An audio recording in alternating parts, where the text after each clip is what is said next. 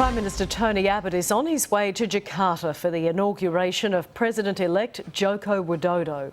The two leaders are expected to meet for the first time tomorrow. Sky News reporter Dan Borsche is in Jakarta and joins us now live. Dan, what final preparations are being made? Tracy, good afternoon. Well, preparations are being made right across the city of Jakarta today in the lead up to tomorrow's historic inauguration. We know that there are around 20,000 extra police and military personnel on the ground for heightened fears of security concerns, although you'd have to say many of those have now been allayed as a result of the failed presidential candidate Prabowo Subianto indicating that he's going to attend tomorrow's inauguration. We know that leaders will be gathering from right across the world. Prime Minister Tony Abbott will be joined with his Malaysian counterpart as well as the United States Secretary of State John Kerry. Before leaving Australia earlier today, Prime Minister Tony Abbott released a government video saying that this was an incredibly significant occasion, not just for Indonesia but the entire region. Here's a little of what he had to say.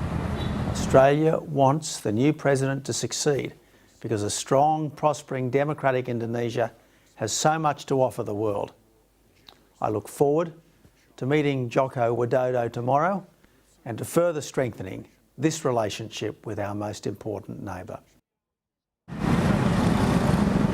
The Prime Minister's in the air. He's expected to arrive here in about 4 to 5 hours' time, where he'll spend the rest of the day preparing ahead of tomorrow's inauguration. We've also seen comments from the opposition leader Bill Shorten welcoming tomorrow's inauguration and saying that he looks forward to also working with Mr Widodo. But that hasn't stopped criticism from the opposition. They've latched on to comments made by Joko Widodo to some Australian media saying that Australia and Indonesia need to have a clear distinguishment of policy and defence lines. Here's what the Foreign Affairs spokeswoman had to say. Obviously, as we said all along, a very big deal for Indonesia that the government's making announcements about what happens on Indonesian soil and in Indonesian waters without ever talking to the Indonesian government. And we think that the Navy have inadvertently entered Indonesian waters up around 6 times, perhaps. The opposition spokesman for Foreign Affairs there, Tanya Plibersek. Some of those issues are continuing to cause some concern here on the ground as well, so it'll be interesting to see how they play out over the coming days.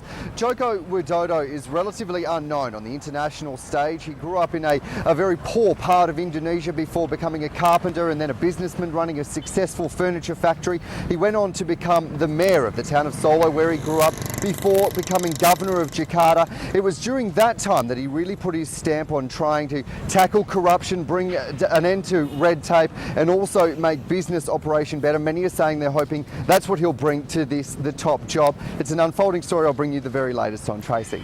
Dan Borsche in Jakarta, thank you.